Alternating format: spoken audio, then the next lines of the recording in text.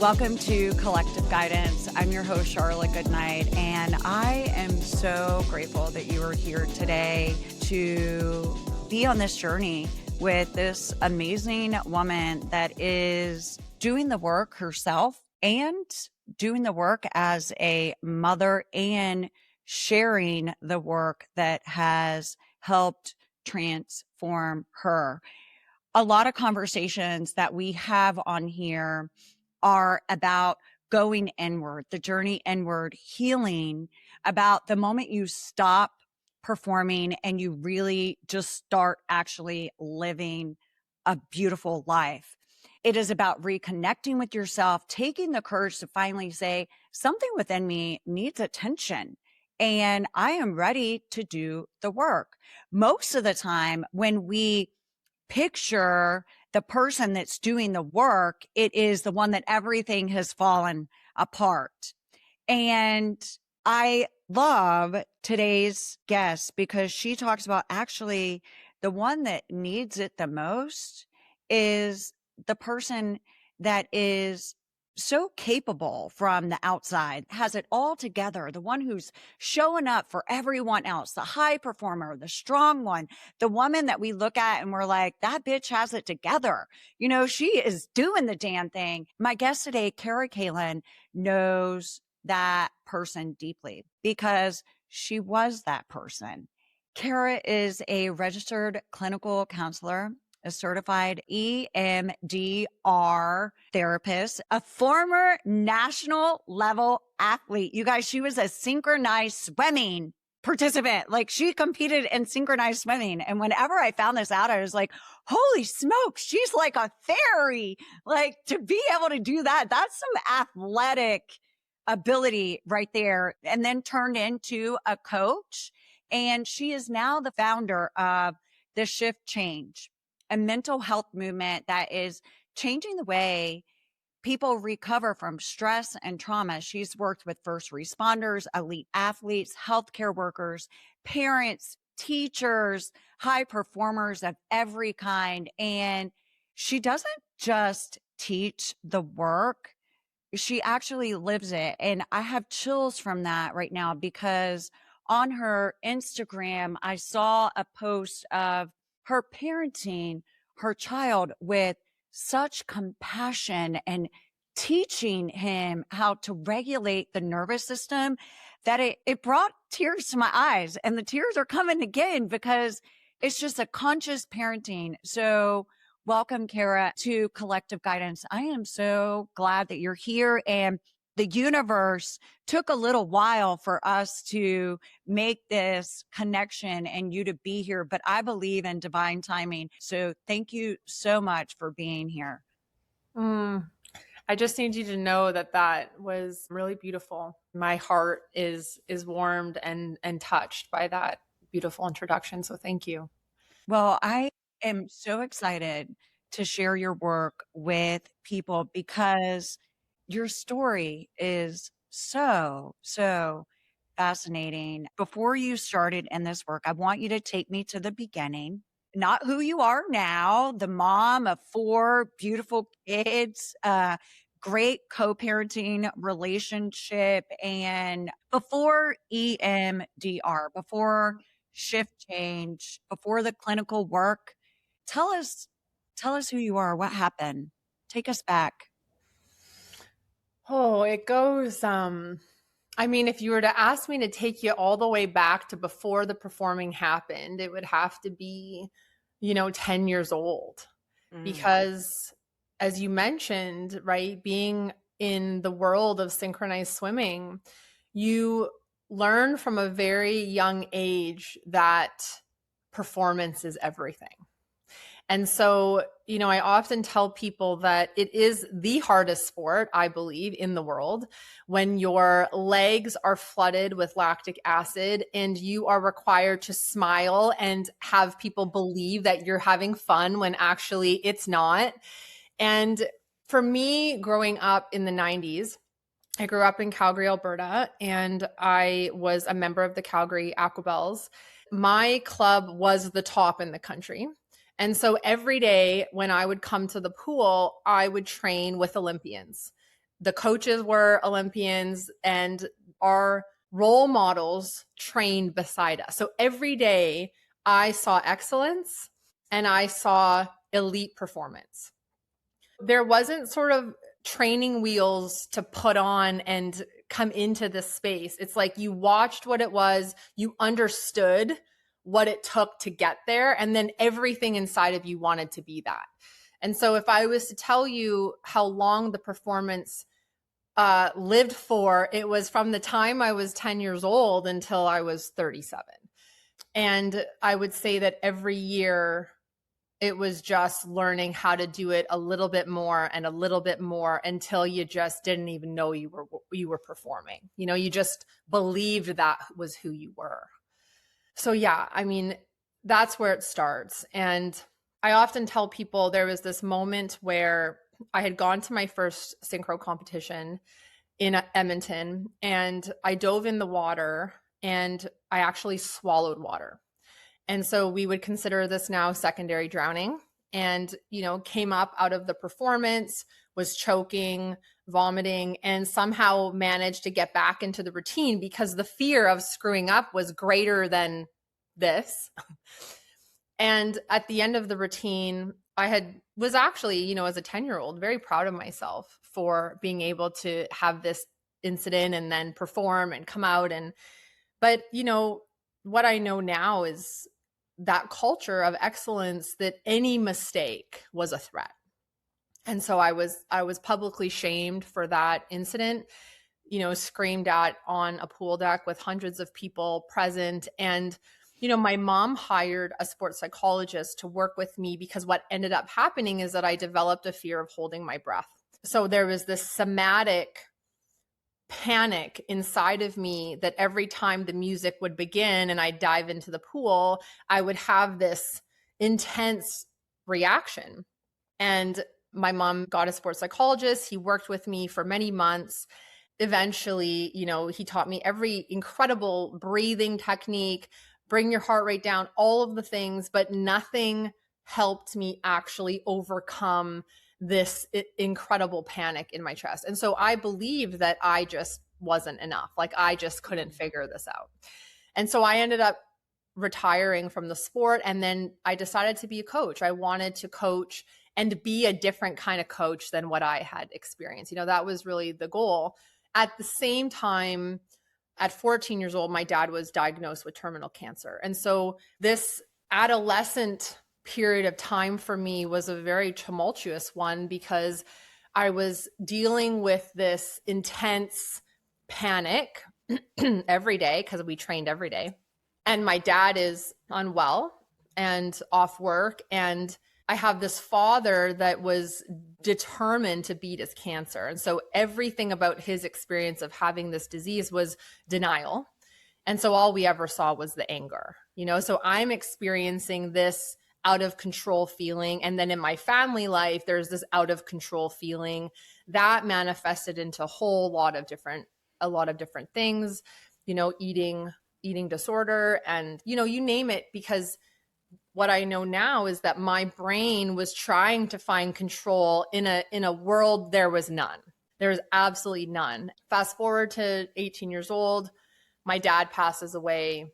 And although it was this incredibly beautiful experience to be with my dad at the end of his life, it was also a very traumatic one because, you know, I saw my dad after he had taken his final breath. And so that image was stuck in my brain. And it was in that moment that someone had said to me, well, you should consider doing EMDR because it will help you. So that was my first touch point of doing EMDR. And it absolutely changed my life because this image that I could not outthink was processed. And so my grieving of that moment was able to happen. Then what I sort of saw in my family was a whole maternal lineage of strap on your back and you just keep moving through the world, girl. Like there's no time to sit and feel sorry for yourself, basically. Like life's happening, get to university, you know what I mean? Like you keep moving. Yeah, a lot of women experience that we have to keep performing. Yeah. And being that from an early age, you had to perform no matter if you were freaking choking or not, Yeah. or else you were going to get in trouble. That it just continued on. And I hear that from so many people that we feel like we just have to keep performing and over functioning. Was there a moment where you just like hit rock bottom when you realized that the overperforming wasn't something that was working? And when did things just have to change for you? So I left Calgary at 21 and I moved to BC to go to University of British Columbia, and continued to sort of have this idea that I needed to graduate school and I needed to get married. I needed to it was like all the things. You got to finish school and then you got to get married and then you got to, all the get proposed to and have the children and all the things. So my brain was just focused on what was the next thing I needed to do to check off the box, right? At the age of 24, I had a carcinogenic tumor removed from my colon. And it's funny because I've been sitting in my story and writing a little bit about it. And one of the questions was like, well, what was happening in your life at 24 when that tumor was removed? Mm-hmm. And what was happening is that my partner, my husband at the time, his mom had just died from a stroke. And then 3 months to the day, his dad passed away. And then 6 months later, we got married. And so I go back and I think, okay, here was a moment where the universe said, your body is no longer able to hold what you're holding. So we're going to drop this in for you. Here's a tumor that 1% of people get. Even the doctor, the specialist was like, this is the kind of tumor that they put on med school exams to fail people. Like that's how rare it was. But I didn't tell anyone. Why? Because now I felt like it was my job and responsibility to help hold my husband's grief. So then put that in my backpack, right? And it was like, well, here I knew how to do that. I'd already survived my passing of my father. I'd already, and many people passed actually in my life up until then. So it was what I knew how to do. And so I just put it in and I kept moving and I kept moving. And then it was go to grad school. And so it wasn't until I was doing my master's in counseling. And when you go into that program, there are a lot of reflection papers that they make you write. And I would say that my grief and heartbreak up until that moment was so deep down there that every class that I took that I'd have to write about something, it would like open the lid. And so then I started to go to therapy. And when my in-laws had passed away, we got into therapy. It was like, okay, we need some help now. So let's do that, right? But then again, my body knew how to be in the chaos. Like it just, when you go back to being 10 years old and then 14 years old and growing up in a home where there's so much uncertainty, there's constant medical appointments, like you're in a constant state of unknown all the time. And so my brain and my body only knew how to live in that zone anyways. It was the only lane. Like I didn't even have to think about it. I just drove it. Fast forward until 2018. Now I've been in the sport world, running a synchronized swimming club, technical director for the province, got hired in 2010 with Team Canada, did that. That was a dream, did that for, 4 or 5 years. At the same time, now working in private practice, having children, not taking a maternity leave. You see, like, it's like, and then what happens, right? Everyone's always saying, oh my gosh, you're amazing. Mm-hmm. Look at how you are amazing. You are. Pat your back, pat your back. Get your dopamine hit, And the truth is that the women that I really admired, the women who were the Olympic coaches, like my mentors, they did that. Like that was their story, that they went to Olympic Games, were pumping on dirty buses. Like, so that was the narrative that you grew up learning. That was excellence. You know, you want that dream, you sacrifice yourself for that dream, you know, again, very unconscious. And I had spent a lot of time in the sports system trying to integrate my clinical training with sport, because I grew up in this very harmful culture. Now I'm being trained as a therapist and I'm learning the impact of all of that at a time where sport has nothing to do with therapy, like so Right. anti. And I'm trying to bridge it and I'm seeing all the harm and I'm like, hey, this is not okay. Hey, but I'm the only one inside the system willing to put her hand up. And so that started to take a toll on me physically. And I knew that I wanted to have a third baby. And I knew that I hadn't taken a maternity leave. And I knew that I would kill myself if I continued to coach and not have a baby. So we had a succession plan. We had someone come into the club and take over. It was incredibly difficult for me because I had worked with young girls from the time they were 10 years old. And so I felt an incredible amount of responsibility and pressure. I felt like I was letting them down, but it really got to a point where I knew that I was sacrificing my own soul. And so I made that decision very quickly after I got pregnant. And then I found out I was having twins. Oh my God. And I was very ill. And so 2019, I get taken down. And actually, sorry, before this, I have another incident where I have another tumor show up in my knee. There's a whole thing around how that we figure that out. Went into emergency surgery, and it was called like a tenosynovial giant cell tumor, the kind that creates degeneration of your, limbs. And again, my body's screaming, So then I have these get pregnant, and I literally say like, universe takes me out, just like down. And so I had learned to leave my body at 10 years old.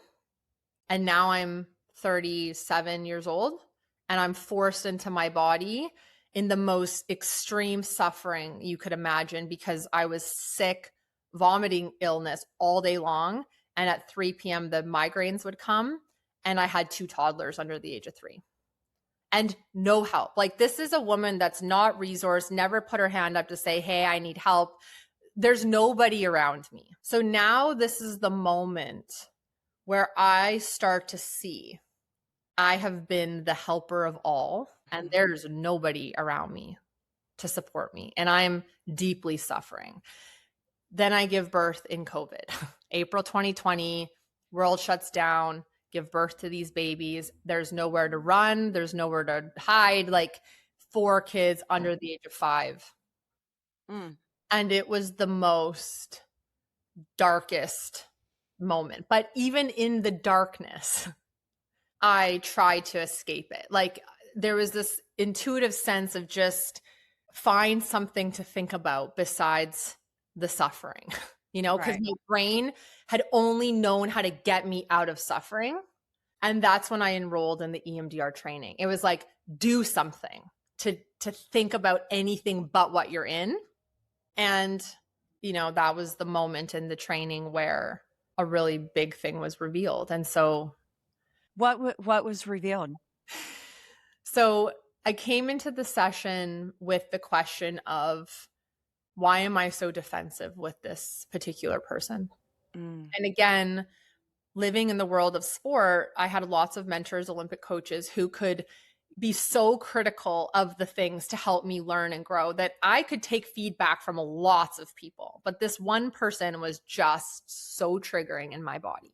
And as I started to tap, it took me back to that sport trauma. Okay, you said TAP. Can you tell everyone what EMDR is? So it stands for eye movement desensitization and reprocessing. Essentially, what we know is that when we experience something that's stressful or traumatic, it gets imprinted into the right hemisphere of the brain. And what all the brain neuroscience tells us is that we cannot talk it and we cannot think it. And so what the eye movements do is they help to bring stuck trauma from right brain, which is responsible for everything connected to the nervous system, everything sensory and physiological. And it brings the stuck imprint from right side to the left side of the brain, which is the logic side of the brain. The left side of the brain is the side of the brain that helps us make sense of experiences. And in stressful and traumatic moments, the brains are not connected. So they're disconnected. And so the eye movement helps to connect and bridge the brain as it's processing story, basically. And if we don't process that, our right side of the brain will be in a loop. That's correct. We will continuously think about it. And when something that maybe even similar, or the fact that we're going to have to see someone that was the reason for the trauma, then that side of the brain really starts activating, and it's like you're reliving the trauma. That's right. So with my story of my choking, because that experience never got processed, that feeling inside my chest would surface every time I had to perform, because the trauma memory was linked to performance and being, I mean, as a synchronized swimmer, you're being judged. So you're being criticized.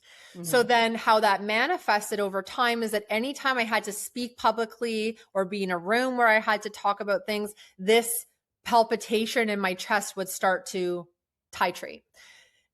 I now call it charge. So my body would get really activated and charged. And so because it never processed, what my brain had to do was try and survive the feeling. So then the belief then turned into just get through it. My life was not about enjoying the presence of the moment. My life was spent trying to not feel this intense feeling in my chest every time I was put in a room where I had to be criticized or judged, which, I mean, come on, you're in the world of synchronized swimming as a coach, literally you're being judged and how you look, how all of it. Okay. So take me back to the time where you were like, this relationship, why do I always feel defensive? And then you said tapping. What does the starting the tapping mean? So EMDR started originally, this is important. The history of EMDR is really important because this is where people kind of get lost. EMDR originated as somebody, her name was Francine Shapiro, holding her fingers, and people would track the eye movements while they were processing an experience. That evolved then to a light bar. And so then practitioners would have light bars in their office. But what happened is that EMDR started to become a lot more research with war veterans and people who were diagnosed with PTSD. And because of that, there were people who came into the world, a man by the name of Dr. Nacho Ahiro. He's one of the most well-known. He developed a protocol that could be used in mass incidents. So in the United States, after mass shootings, he would gather people into gymnasiums. And what they discovered is that when your eyes are closed and you bilaterally tap, your eyes naturally move from right to left. So they realized, oh, it wasn't actually about the light bar or having to track. As long as the eyes are moving from right to left, we're winning. So then the protocol became used for these mass interventions where there was war and crisis and tsunamis and earthquakes and you name it. The humanitarians flood to the scene and start to do this protocol. And part of the reason why is because now we know in the first 90 days of an incident, the brain is more open and more malleable to process. After this 90 days, the memory imprint, if it's not processed, it gets integrated and over time will turn to chronic anxiety or PTSD. And so when you layer experiences on top and don't process, burnout and PTSD are inevitable. There's not anyone that's immune to it. So you're in this process, you start tapping, and what happens? I start tapping and I get taken back to the pool deck. And I'm in Edmonton on this hot, humid pool deck. I can smell divers when they land. There's like these diving cushions or mats and we were sitting on. I could smell the chlorine and the diving mat, and I could see my coach scream, spitting at me. Like I could feel the spit. And it was so intense because my mom had hired a sports psychologist. We thought we were over it. Like I thought I was over. If you would have asked me, is this a trauma that's been impacting your life? Like zero clue that this is operating in the background of my life. But what I saw was the seed of not good enough was planted. And then every woman, because in synchronized swimming, it's female, every woman's face after that coach that treated me like that flashed. And it was intense because what happened is that girl, that younger me, made a decision at that moment that I'm not good enough. But my brain's next response was, well, I'm going to show you that I am good enough. I'm going to prove you all wrong. Right. And so then this is the beginning of me continuing to put myself in all of these situations of trying to prove myself, do more, be more, achieve more, and decades of it. And so once I see that I in this practice, with a partner, I am completely unraveled. Like I cannot stop crying. The supervisor of the training has to come in. She's trying to stabilize me. She cannot. She's like, you need to find an EMDR therapist and go work through this. And so then I find one and I was like, dive into the ocean. Like it was just, what is this? And as I start to go into the work, there's so much that's revealed to me through that I basically come to the question, which is, who am I in the world if I'm not trying to prove myself? I have no answer for you. What do I need in my life? I have no answer because nobody's ever asked me that. And here I am with 4 kids, and my whole life has just completely done all these somersaults. And what I start to learn is that I am very enmeshed in many relationships of my life. Every relationship is codependent, and I have to start unhooking myself from every single one of them. My marriage ends and I have to jump. All of these friendships that you had, relationship, everything falls away. And I know now that had to happen because my spiritual journey only developed because nobody was chirping in my ear. There was nobody around me talking to me through any of it. But I would go to the water. I call it Eagle Beach. And I would sit at the water, and an eagle would sit with me every day. And that eagle took counsel with me and like was a witness. And all of the unseen, whether it was the blue heron, whether it was like, it didn't matter. It was like all of a sudden, all of this life that like I didn't even know was around me, like started to gather and hold me, and the earth held me. And it was like all of a sudden I was being connected to this part of me that had never lived this life yet. Like it was like there was this rediscovering of my soul through this letting go of everything. And I had no idea what I was going to do. I had been on maternity leave. I hadn't been working. I had no money, when there was nobody paying my bills. So when I jumped, like I had nothing. I left with that picture I showed you and a carpet, and I started over, and 4 kids. And I just had to trust. There was this quote that someone had shared with me around just trusting that someone like that they're going to catch you. Like the universe is always going to catch you. The universe is going to catch you when you jump off the building of life. It will catch you. It will catch you. Yeah. And that blind faith has led me till today. Like, there is nothing about the last 6 years of my life that I could have forecasted, vision board, like none of it. It just all has happened for me. And if you would have told me that I'd be sitting where I am today doing what I'm doing in the world, I would have never believed you. And what you're doing in the world, I freaking have chills. The hair is standing up because what you're doing in the world, Kara, is quite spectacular.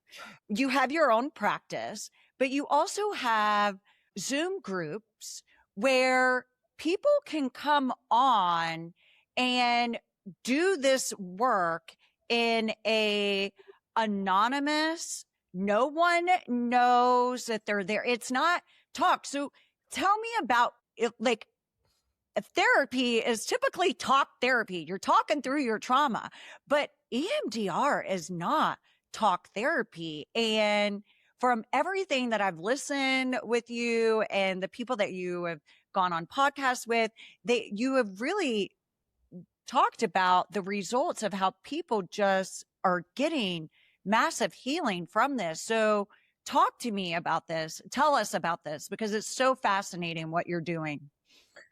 Well, once I got trained in EMDR, then I was so excited to bring that to my one-to-one work. And my supervisor at the time said, well, you can only do EMDR with folks who are not highly dissociative. And I was like, okay, well, I'm in private practice. I'm working with the Olympians and the CEOs and these like executive leaders. So that'll be fine. Cause I had an idea of like who's dissociative, right? And you have to start giving assessments to people. And what I soon learned is that every single person I worked with was highly dissociative, including me, including me. So what did that mean? It meant that I had to do more training because I was not actually prepared. And so this is the gift. And this is what I think is really important when people start to learn about EMDR, they hear celebrities talk about it. EMDR practitioners are not one and the same. Just like a brain surgeon is not one and the same. There's a standard protocol we all learn. From a standard protocol, you can process a single event, a car accident, something that's happened, one event. If people are highly dissociative, which means that we can have a fear, and this was true for me, and a phobia of feeling feelings. If we are not comfortable to feel our feelings, it means that our brain has learned to take us somewhere else. So that's what my brain had taught me how to do.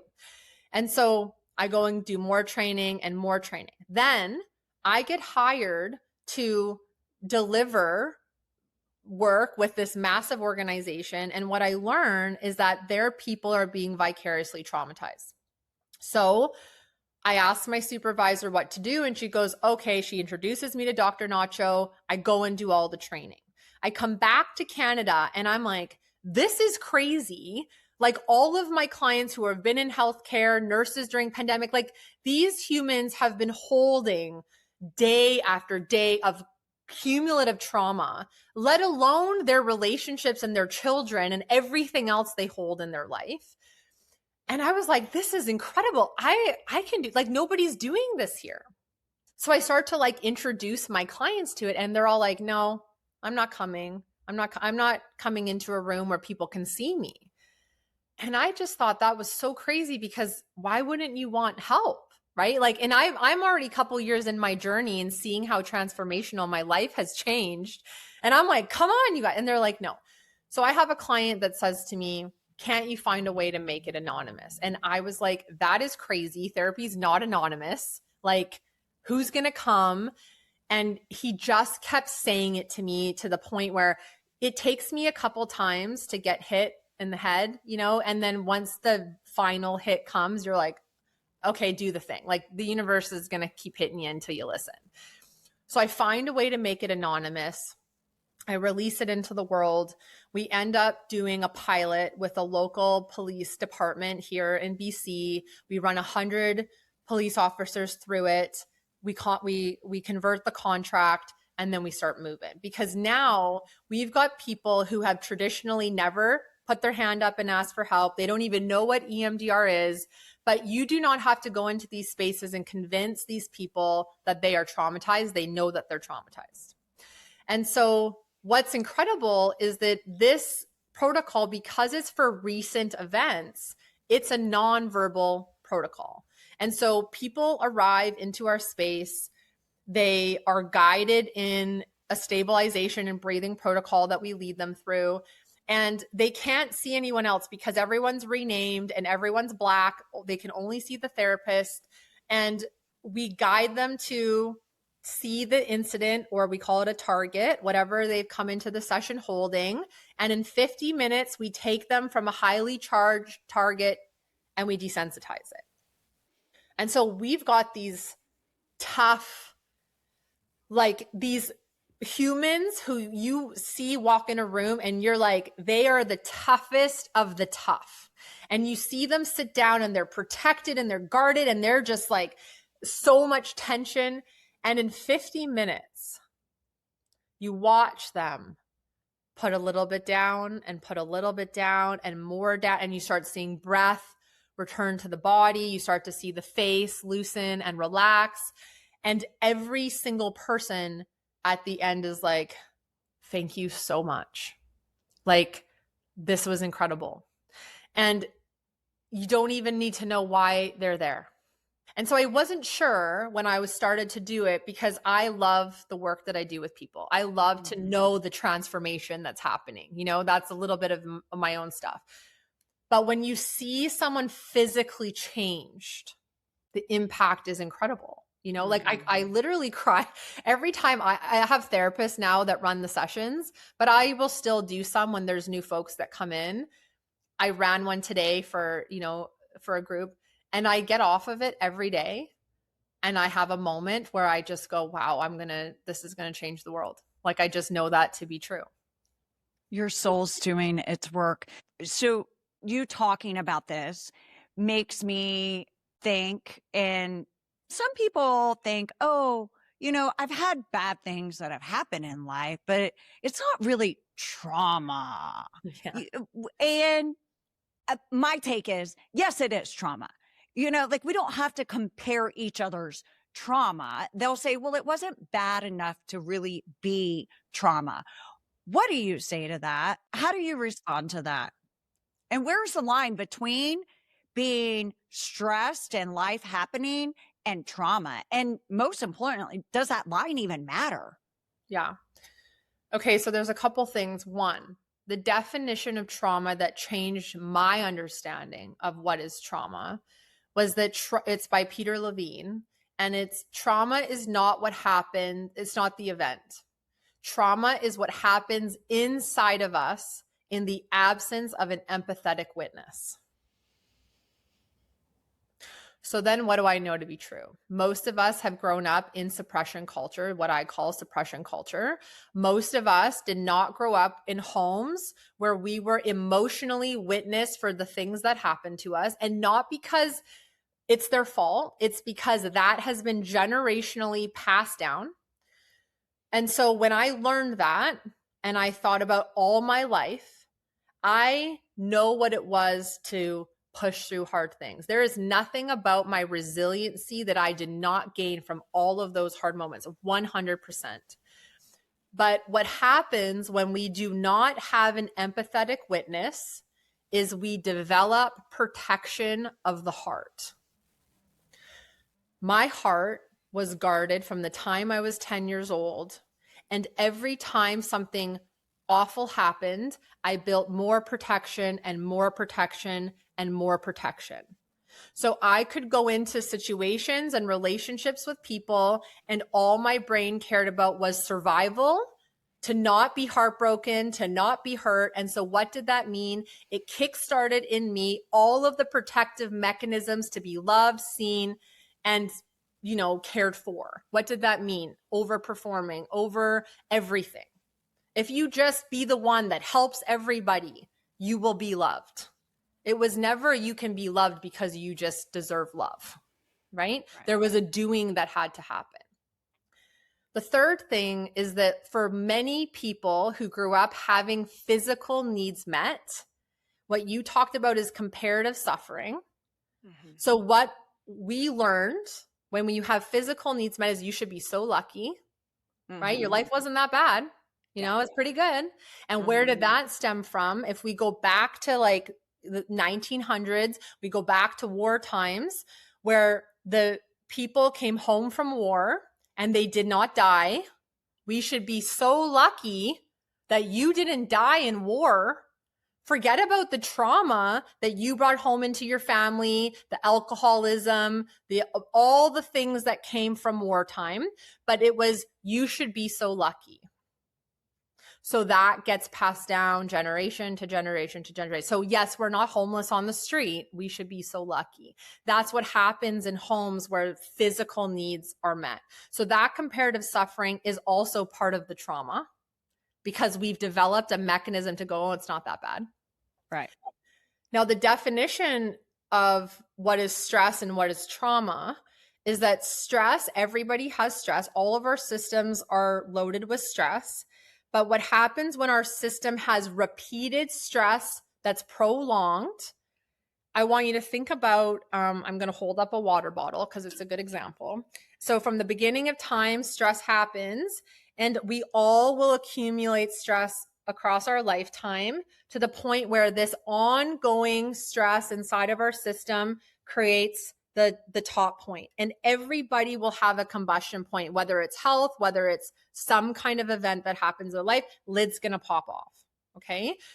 And the ongoing, we call that ongoing traumatic stress. And if we do not get reprieve or processing from this, out you go. That's burnout. That's PTSD. That's the line. And so the truth is that I, in my one-to-one practice, sat with people like myself who spent their whole life believing they were fine until they weren't. Right. You know, I don't sit with people, and I wasn't the person that was sitting in my life going, oh, that was such a traumatic event. Like, no, you know, I was like, my whole experience with my dad as a young person wasn't a trauma to me. I didn't look at that as a trauma. I was like, oh, everyone, you know, my dad died. That's really hard. Other people's dads die, or other people lose people. But it was the accumulation of all of these events until all of a sudden it's too much. Well, and all of those events and all of that stress causes a dysregulation in the nervous system. Yes. And when you have a dysregulation in the nervous system, you have a lack of brain heart coherence. Yes. And you're basically in survival mode. How is EMDR regulating the nervous system? Yeah.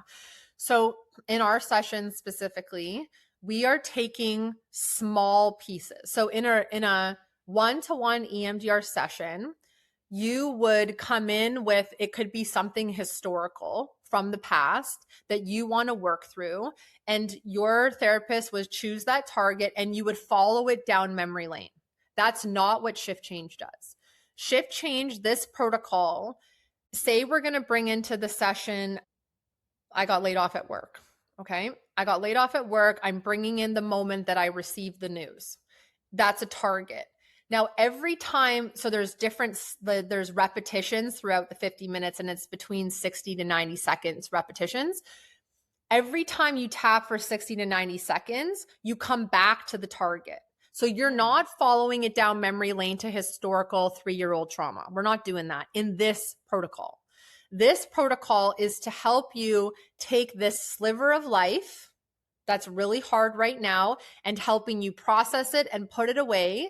When you bilaterally tap, you desensitize and you suck that charge out. So that heart palpitation it no longer lives in my body. It's gone. I don't have that. I can walk into any room and talk to anybody, and I'm excited to be in the room, present in myself. It's an embodied feeling. But before, that would take over. What you said, though, is actually people who have had sustained experiences have to dissociate because your brain is wired for survival. And if your brain has learned that there's so much in your body that's at play and it's activated all the time, your brain is going to try and help you find coping. Alcohol, drugs, shopping, sex, pornography, vacations, Botox, you name it. You are like thinking about something else rather than being in here. So how do you know if you have trauma? If you can sit with yourself with a feeling, and you can ask that feeling what it wants you to know. If you can do that, okay, you have nothing inside. But if you can't, there's stuff inside there that's worth investigating, you know? And I would say to people, you don't have to do it all at once. I know that I'm not the norm. My soul's journey was to have this experience, to dive deep down to the abyss of the ocean, to excavate everything, to be here in the world, to tell the truth about how transformational it can be. But I know that my clients are coming in and they're coming out, and they're coming in and they're coming out, and they're doing what they can in the moment of their life that they can do it. But shift change really is to show people that if you just come and try a little bit and your brain and your body go, that was pretty good. That wasn't so bad. I feel pretty good. Then the brain goes, oh, I can find safety there. Let's try that again. Let's try that again. And just like anytime you do something for the first time, the brain has to kind of assess it. And so today in this session, I had about 10 new people. It took 20 minutes for the brain and the system to settle, to kind of see what we were doing, to massage it enough to go, come back to target. Oh, it is getting less distressing. Okay. Following it again. Oh, whoa, it's really less distressing. Coming back. So we call this titration. We're just titrating in the experience a little bit. And then over time, your system builds capacity to be with hard things. And so what I would say is, my dream was to always have, this was a phrase that I so desperately wanted to feel, which was unshakable confidence. Like I heard that as a young kid, as an athlete, and I wanted to have unshakable confidence. And now what I know is that only in my ability to be with all of the parts of me, to attune to them, to hear them, to listen to my body, can I feel unshakable confidence in my ability to be with myself. And you can't fake that. So the performance and the masks and the clothes and all the stuff, you can dress in the finest of finest. What's underneath at the core will still stay shaky. You know, you can't dress that up. You can't dress that up. I love that so much. And preach to me, sister. That is so true. Yeah. I think being able to sit with yourself and really be in the uncomfortable of what you're feeling and having compassion and love and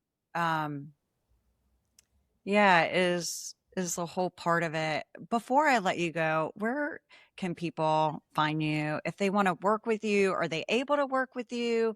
Tell us where they can find you. Number one, you should definitely follow her on Instagram because she has really great stuff on there. So that is number one. And I will put that link in the show notes. But where can people learn more about you and Shift Change? So Shift Change is www.shiftchange.life. And you can attend a session right from there. We have live weekly sessions. And so you can come in and try it out. On the one page, there's like a 50% off for your first time. And one-to-one work is through karakalin.com. That work of mine right now is only an intensive sort of period, like intensive work. So I only work with people who are ready to come in and do some deep stuff and spend the time. So I don't do 1 hour appointments anymore. I do longer chunks so that people can come in, process, and go back into the world. Because I just want to say, you said in order to learn how to have compassion, I was someone, when people would say to me, you just need to have compassion, I'd roll my eyes and tell them where to go. And so in order to do the work, it's to go back in time and rescue the parts of us that were abandoned. And once we can do that, then we can learn to have compassion for ourselves. It is not something that you can read a book and just say, have compassion, because if compassion was never modeled to you or for you, you will have no idea how to even put that on or how to wear it. And so again, compassion is an embodied experience, and that can be found in the work, you know? So I just want to leave with that. That is so beautiful. Thank you so much. I'm going to put all of that in the show notes. And I am so grateful for you coming on here, sharing this work. And just, there's not a single person that doesn't need to heal. Yeah. We all have things to heal, and there are so many different techniques. And if you don't like talking, if you don't want to talk about it, this is one of the ways that you can give healing to your body, to your nervous system, and without the verbal aspect. So thank you so much. I really appreciate your time. If you guys liked this episode, please hit the like button, share it with someone. Maybe you know someone that could use this type of therapy, and leave a comment or review. And we thank you so much. Thank you for joining us.